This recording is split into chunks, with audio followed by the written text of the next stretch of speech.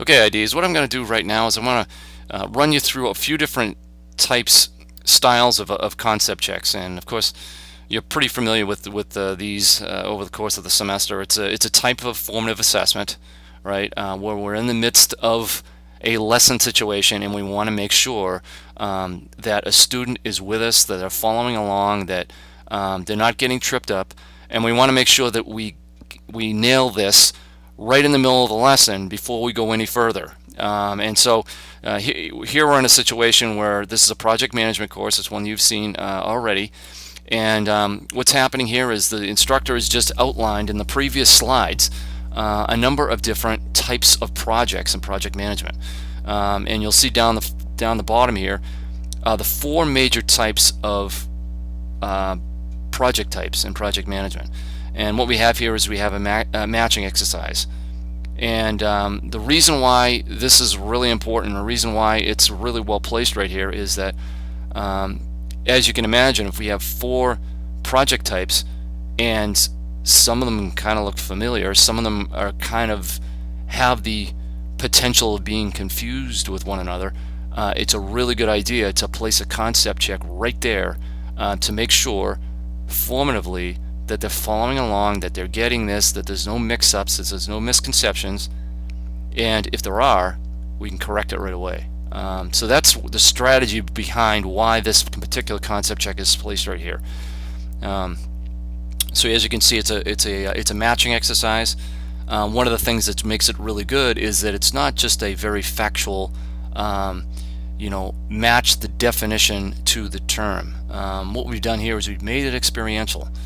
If you look up at the prompt here, it's a situation where we have a new wind turbine prototype that's being developed in this engineering project management course. And what we have down here is we have a number of situations that would lend themselves to one of these different types of projects. All right, so it's not like it's not a factual fill in the blank with with the proper definition or whatnot, even matching the proper definition. We're in a situation, and we need to identify which one is the correct one given the scenario of what's presented to us in the prompt there, and then matching the type of project with the situation that happens within that particular scenario. All right, so I'm not going to read through them, and we're not really as much concerned with the content of these things. If you just read through them, you'll get an idea that it's actual scenario stuff. And so what I'm going to do is I'm going to do what we call the drag and drop. This is a matching exercise, but it's they call it a drag and drop. All right, so I'm just going to say, okay, the mixed, that looks good there. The embedded, that one there, of course. The project is challenged, blah, blah, blah. Okay, and what about the pure project? Right there, mixed. Good, so there we go. We got them all matched. And now what we're going to do over here in the storyline lesson situation, right, is we're going to click submit. Oh, no.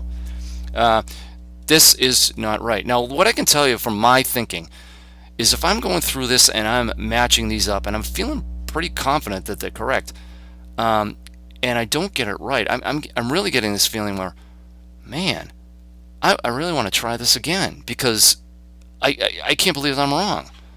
So why I'm mentioning this is because your brain is wide open to the potential of doing it again and getting it right, and the mind is wide open to the information that's coming next, and I think it's really important. So I'm going to give this another shot. I'm going to try again. Oh, here it is. Matrix and mixed. Matrix and mixed, I always get those mixed up. So that it's got to be this. I must have got those reversed. I'm going to hit submit. No, I didn't get it. Oh boy. All right, so here are our correct answers. Embedded, pure project, mixed, and matrix in that order. What's really great about the storyline here too is that we got the correct answers. This is essentially a answer sheet, right? But I can go over here and I can do this little rollover, and I've got my feedback that I need. Why is this not the embedded? Well, remember, larger organizations can embed projects within a functional organization, like a design group, as an example, right? Down here, the pure project.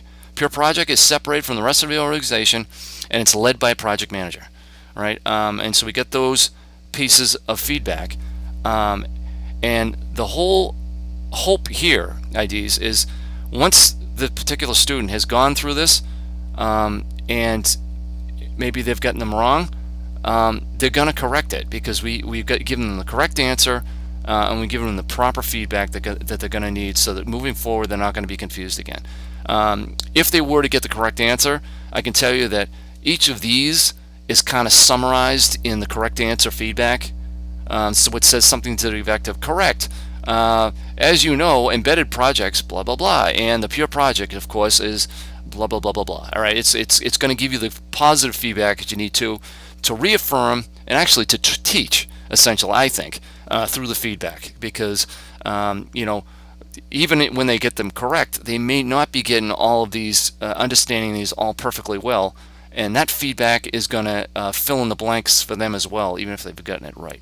All right, so I hope you enjoyed this concept check. It's the drag and drop is a good one for Storyline, but of course in Blackboard, we use the Blackboard test, and we can do the matching there. Of course, we have feedback. It's not multiple feedbacks like it is here, but we can still do the best we can with what we have in Blackboard.